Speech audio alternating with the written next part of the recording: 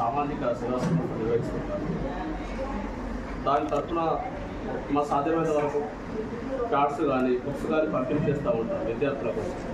ఈరోజు మీ స్కూల్కు రావడం జరిగింది. మా సాధ్యమైనంత వరకు మీకు చేయూత అందిస్తూ 10th విద్యార్థులకు పరీక్షా ప్యాడ్లు ఇవ్వాలనే ఉద్దేశంతో రావడం జరిగింది. దానికి మేడం గారు కూడా సహకరించిన ప్రత్యేక ధన్యవాదాలు.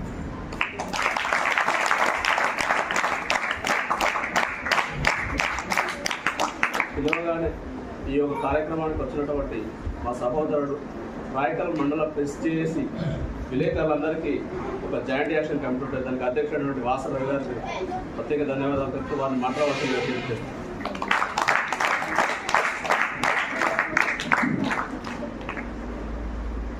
వేదిక మీద కూర్చున్నటువంటి పెద్దలు, ఈ యొక్క పాఠశాల అభ్యున్నతి కోసం అహర్నిశలు కృషి చేస్తున్నటువంటి మేడం శోభారాణి గారికి, మరి సహోదర ఉపాధ్యాయుని బృందానికి, వారు కూడా మీ అందరి ఎదుగుదలకు ఎంతగానో కృషి చేస్తూ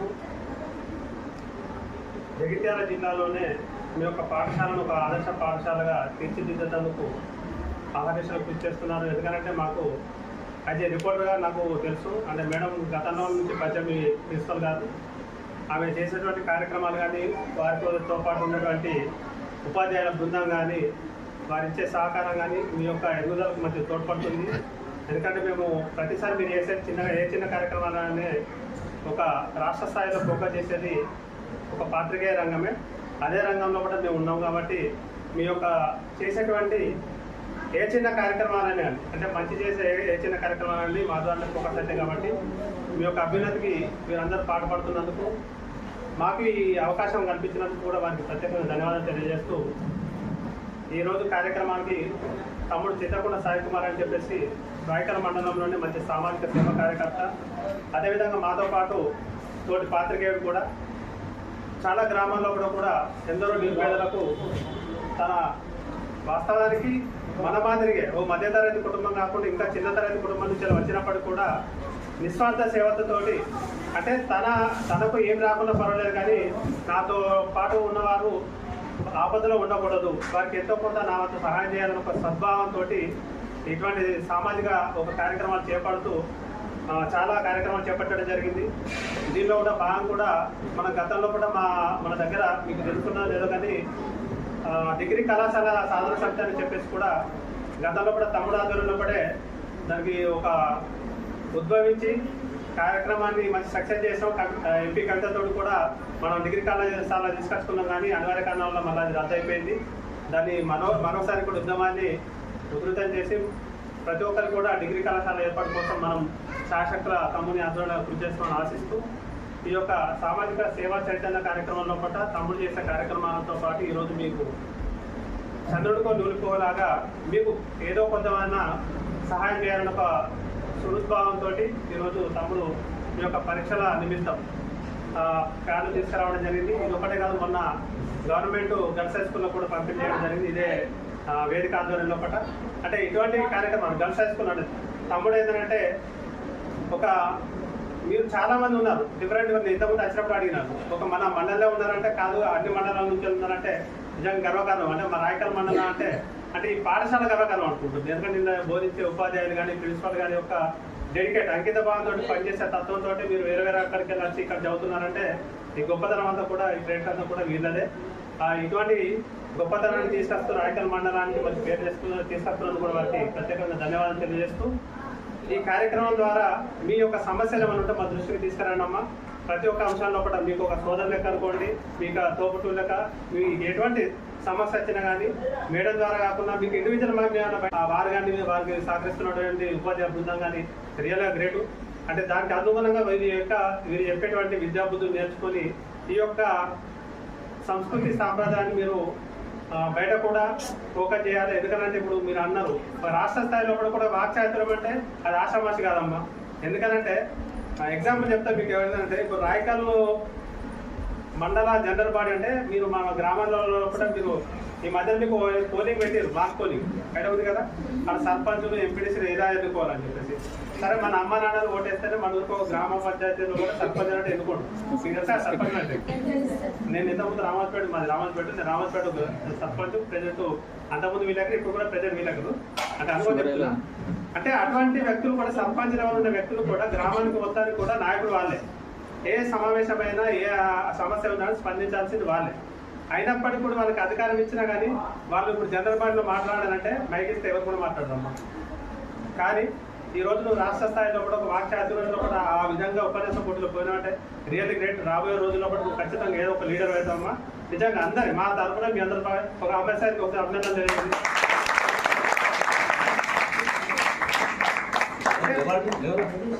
ప్రతి ఒక్కరు కూడా అంటే భయం అనేది లేకుండా ఉండాలమ్మా.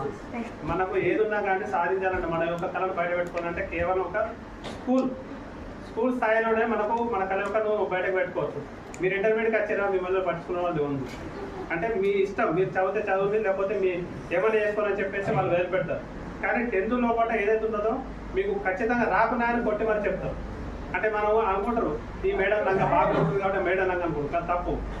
కొట్టే మేడమే మన జీవితాంతం గుర్తుంటుంది. ఎందుకంటే మన క్రమశిక్షణ మేడం ప్రతి ఒక్క సందర్భంలో గుర్తు చేస్తాం. అంటే అట్లా చెప్పేసి కొట్టలేరు మేడం లంగాని కాదు, తప్పది. అంటే కొంతమంది సున్నితత్వంతో ఉంటుంది, కొంతమంది కఠినత్వం ఉంటుంది. అది కఠినత్వం ఎందుకు ప్రదర్శిస్తారు? ఎదుటి వ్యక్తి యొక్క ప్రవర్తనతో ఉంటుంది. అవునా కాదు?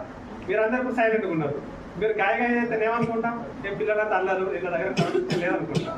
కానీ ఇప్పుడు ఇంత సైలెంట్గా కూర్చున్నారు అంటే చాలా మంచి. లేకపోతే మీరు ఆలోచిస్తున్నారంటే నేను గట్టిగా అట్లా ఏమవుతుంది? అలా కాకుండా ఏంటంటే సరే మీకు ఈ స్థాయిలో నిజంగా కస్తూర్బా పాఠశాల అనేది రాయకాల్లో ఉండే కంటే అప్పుడున్న వ్యవస్థ వేరు, ఇక్కడికి వచ్చిన తర్వాత కూడా చాలా డిఫరెంట్ అయిందమ్మా. అంటే ఎటువంటి సమస్యలు ఉన్నా కానీ మేడం మండల స్థాయిలో కూడా మాట్లాడడం కానీ ఈ యొక్క సమస్యల పరిష్కారం వెతకడంలో కూడా ఆమె భాష చాలా ఉంది. చాలా మంది ఎంతో ఏంటంటే సార్లు ఎక్కువ వస్తే దీన్ని వదిలిపెట్టి ఎన్నో వెళ్తారు. కానీ ఆ మేడం గిన్ని సంవత్సరాలు ఇదే ఒక పాఠశాలను అంటిపెట్టుకుంటుందంటే నిజంగా ఆమె అంకిత భావానికి మేము చాలా అప్రిషియేట్ చేస్తున్నాం. దానికి సందర్భంగా కూడా మీరు ఇక్కడ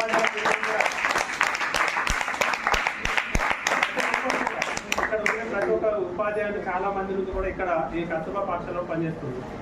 ఒక్కొక్కరు ఒక్కొక్క అంశం లోపల ఒక్కొక్క విద్యార్థిని అలా పోగ లోపల ఎదుగుదల చేస్తున్నారంటే రియల్లీ గ్రేట్. ఎందుకంటే మండల స్థాయి పోటీల లోపల కూడా మీ సంస్కృత కార్యక్రమాలు చూస్తే ఎట్లా చూసినా ఖచ్చితంగా ఫస్ట్ సెకండ్ వస్తుంది మీ దాంట్లో. అంటే మీకు అటువంటి టాలెంట్ను బోధించడం లోపల ఉపాధ్యాయుల పాత్ర చాలా ఉన్నది. కాబట్టి ఉపాధ్యాయులు చెప్పింది మనం ఖచ్చితంగా మర్చిపోవద్దు, వినాలి. వాళ్ళు కొట్టి చెప్పినా కానీ మన మంచి కోసం చెప్పేసి అనుకోవాలి. ఓకేనా? మీరు రానున్న రోజులు 10th లోపల మంచి మార్కులతో ఉత్తీర్ణ కావాలని ఆశిస్తూ నాకు ఈ అవకాశం ఇచ్చిన మీ ప్రిన్సిపల్ మేడం గారికి, తోటి ఉపాధ్యాయుని బృందానికి, తర్వాత తమ్ముడు సాయి కుమార్, వారితో పాటు వచ్చిన విజయ్, తను కూడా పాత్రికేయుడే. అంటే పాత్రికేయ రంగం లోపల అంటే వాస్తవానికి పాత్రికేయ రంగం గురించి మీకు కొద్దిగా చిన్న చెప్తానమ్మా. పాత్రికేయ రంగం అంటే కొంతమందికి ఒక్కొక్క రకంగా ఒక విధంగా ఉంటుంది. పాత్రికేయ రంగం ఎందుకు పంచుకుంటాం అంటే గ్రామీణ ప్రాంతంలో ఒక సమస్య, ఒక వ్యక్తికి ఉన్న సమస్యను వెలికి తీయడంలో కూడా పాత్రికేయ రంగం ఎంతగానో ఉపయోగపడుతుంది. 100% చెప్తున్నామ్మా. అంటే పాత్రికేయ రంగాన్ని ఎందుకోసం ఎత్తుకున్నాం అంటే ఖచ్చితంగా మన యొక్క భావాలను వెలికి తీయడానికి. ఇప్పుడు ఇది ఒక కళనే. పాత్రికేయ రంగం అంటే ఒక ఐటమ్ రాస్తామమ్మా. మీ దగ్గర ఏమన్నా కటింగ్ ఉండాలని కటింగ్ ఉంటే ఒక వ్యాసరచన పోటీలు ఉంటాయి మీకు. ఆ వ్యాసం రాసేట్లో కూడా పలు అంశాలు ఉంటాయి. కటింగ్ చేసుకుంటా మీకు తెలుగు ఉపాధ్యాయులను బోధిస్తారు. దానికి వ్యాసరచనలో కూడా దేనికి ఎంత మార్కులు వస్తాయి, దేనికి ఎంత మార్కులు వస్తాయి. అంటే అటువంటి కోవకు చెందిందే ఇది ఒక పాత్రికేయ రంగం. బట్ కాకపోతే ఏంటంటే అది ఒకటే అంశం మీద ఉంటుంది. పాత్రికేయ రంగం అంతా ఏంటంటే టోటలీ ఈ సమాజంలో జరిగే ప్రతి ఒక్క అంశం మీద కూడా క్షుణ్ణంగా అధ్యయనం చేసి వాటిలో ఉన్నటువంటి లోటుపాట్లు, వాటిలో ఉన్నటువంటి మంచితనాన్ని కూడా వెలికి తీయడంలో కూడా పాత్రికేయ రంగం ఉపయోగపడుతుంది. అదే కోరికలు మీరు రావడం జరిగింది. అందులో ముఖ్యంగా తమ్ముడు ఏంటంటే ఈ ప్రజా చైతన్య వేదికలను ఏర్పాటు చేసి చాలా కార్యక్రమాలు చేపట్టండి సేవాభావంతో. అందులో ఏంటంటే ఈ కస్తూర్బాని ఎంచుకోవడానికి కారణం ఏంటంటే వివిధ ప్రాంతాల నుంచి వెళ్ళి మధ్యతరగతి కుటుంబాల నుంచి వచ్చి ఇక్కడ మంచి ఉన్నత చదువులు చదవాలని ఒక మంచి ఒక దేవాలయానికి పాఠశాలలో కూడా ఉన్నారు. వాళ్ళకి మనం ఎంతో కొంత సేవ చేయాలని ఒక ఉద్దేశంతో తమ్ముడు ఈ యొక్క కార్యక్రమం చేపట్టిండు. దీనికి నన్ను ఆహ్వానించడానికి కూడా తమ్ముడికి ప్రత్యేకంగా ధన్యవాదాలు తెలియజేస్తూ మీ అందరూ కూడా ప్రత్యేకంగా కృతజ్ఞతలు.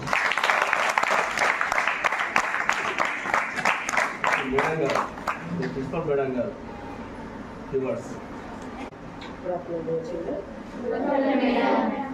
వేదికను అలంకరించిన పెద్దలు మరియు ఉపాధ్యాయులకి సో అందరికీ శుభ మధ్యాహ్నం. సో మనం ఎప్పుడైనా ఎగ్జామ్ ప్యాడ్స్ కోసము డోనర్స్ని వెతికేవాళ్ళం కదా.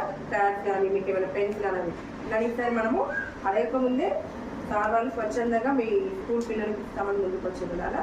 నిజంగా థ్యాంక్ యూ సార్. మా పాఠశాల తరఫున ఖచ్చితంగా.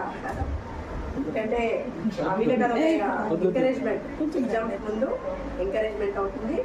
అలాగే ఇంకా మీకు ఏమైనా అంటే మ్యాక్సిమం పరిచయాలు కూడా ఉంటాయి సార్. ఇంకా కొంతమంది 10th క్లాస్ అని కాకుండా రిమైనింగ్ క్లాసెస్లో కూడా చాలా పూర్ ఫ్యామిలీ ఉంటారు పిల్లలు, పేరెంట్స్ కానీ అట్లాంటి పిల్లలు కూడా ఉంటారు. మినిమం వాళ్ళ ఇంటికి హాలిడేస్లో వెళ్తే కూడా ఏం షెల్టర్ లేని పిల్లలు కూడా ఉన్నారు కొంతమంది. సో వాళ్ళకు కూడా మన తరఫున ఏమన్నా ఇంకా హెల్ప్ అయితే చూడండి సార్. Thank you. ఇక్కడ మనకు సార్ కూడా అంతకుముందు ఒకసారి కూడా వచ్చింది. ఫస్ట్ రామర్పేట సర్పంచ్ సార్ చేశారు. ఎప్పుడైనా ఎమర్జెన్సీలో కూడా నాన్న ఏ ప్రాబ్లం ఉన్నా అంటే మనకు మామూలుగా ప్రెస్ వాళ్ళంటే అమ్మో భయపెడతారనే ఒక ఫీలింగ్ ఉంటుంది, కానీ లేదు సార్ ఎమర్జెన్సీలో చాలాసార్లు మనకు సార్ ఇట్లా ప్రాబ్లం ఉంది అంటే సజెషన్స్ ఇవ్వడంతో పాటు ఏమైనా హెల్ప్ కూడా చేశారు సార్. నిజంగా థ్యాంక్ యూ. నేను ఎప్పుడు చెప్తాను వేరే మండలంలో ఏమో కానీ నాకైతే రాయకల్లో ఈ 10 yearsలో సార్ ఎప్పుడు ఎవ్వరు కూడా మనల్ని ఎంకరేజ్ చేస్తారు, కానీ ఏ రకంగా కూడా ఇట్లా ట్రబుల్ చేయలేదు. అట్లనే సార్ కూడా మన డిగ్రీ కాలేజ్ కోసం చాలా ట్రై చేస్తున్నారు. ఫస్ట్ వచ్చింది సార్ స్టేట్కి కూడా స్టేట్ లెవెల్లో కూడా కాంపిటీషన్ ఉంటుంది. అంటే జగిత్యాల డిస్టిక్లో ఉన్న అన్ని కేజీబీ మోడల్ స్కూల్స్, మిగతా రెసిడెన్షియల్ హాస్టల్స్ పిల్లలతో మన పిల్లలు పోటీపడి డిస్టిక్ లెవెల్లో ఫస్ట్ వచ్చారు. సో వీళ్ళు ఇప్పుడు స్టేట్కి కూడా వెళ్తారు. 18th రోజు ఉంది సార్ వాళ్ళ కాంపిటీషన్. సో మేము చేసే యాక్టివిటీస్కి మీ సపోర్ట్ కూడా ఇస్తున్నందుకు నిజంగా థ్యాంక్ యూ సార్. మీరు సార్ వాళ్ళు అడగకముందే ఖచ్చితంగా ఎగ్జామ్ ప్యాడ్స్ ఇస్తున్నందుకు కంపల్సరీ నిజంగా ఇంకా 10/10 వస్తే మంచి మంచి మీకు స్పాన్సర్ చేయడానికి ఉన్నారు మన మండల్ లెవెల్లో. సో కంపల్సరీ ఈసారి కేజీపీవి ఏం చేయాలి, ఖచ్చితంగా ఒక మార్క్ ఉండాలి. ఇంత రిజల్ట్ అనేది ఒక మార్క్ రావాలి. ఓకేనా? Thank you sir. Thank you once again. చదువుతూనే ఎదుగుతాం, చదువుతూనే ముఖ్యంగా ఆడపిల్లలకు చదువుతూనే ఎదుగుతారమ్మా. చదువు లేకుంటే కష్టం, ఎదగడం అనేది అసాధ్యం. ఎందుకు ఎదగడం అనేది అసాధ్యం అంటే మీకు ఇంటి దగ్గర ఎక్కువ మార్కులు వచ్చి ఇలాంటి గవర్నమెంట్ ఇన్స్టిట్యూషన్లలో వినియోగించుకుంటూ ముందుకు సాగుతుంటే ప్రతి మేడం లాగాను ఎస్ఐలు గాను పెద్ద పెద్ద కేడర్లోకి వెళ్ళచ్చు. సరే ఇప్పటి వరకు ఒక లిమిటెడ్ చదివేసి చదువు బంద్ చేసిండ్రు అనుకో, ఇక ఒక రకమైన లైఫ్. అందుకే పిల్లలు అనేది చదువుతూనే ఎదుగుతారు. కాబట్టి మీరు ఆ చదివే లక్ష్యంగా పెట్టుకోవాలి. ప్రతి ఒక్కరు ఒక లక్ష్యం పెట్టుకోవాలి. ఏంటిది? ఏదైనా సరే ఒక డాక్టరు, కండక్టరు, యాక్టరు ఏది తక్కువ కాదు. అది మీరు పెట్టుకున్న లక్ష్యం మంచిదై ఉండాలి, చెడుదైతే కావాలి. ఆ మంచి లక్ష్యాన్ని ఎంచుకున్న దిశగా ఎదగాలని ఆకాంక్షిస్తూ మీకు కార్డ్స్ డిస్ట్రిబ్యూషన్ ఉంటుంది. గ్రూప్ ఫోటో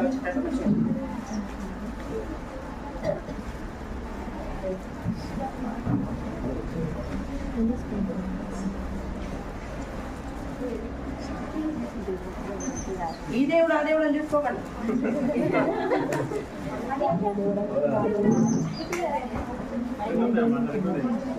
అట్టిచ్చేసారు, డబ్బులు వస్తే అట్టిచ్చేసారు.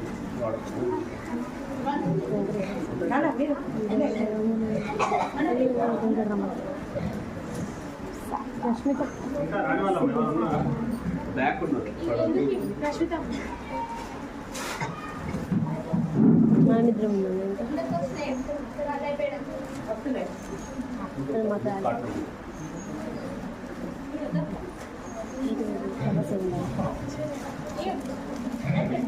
మా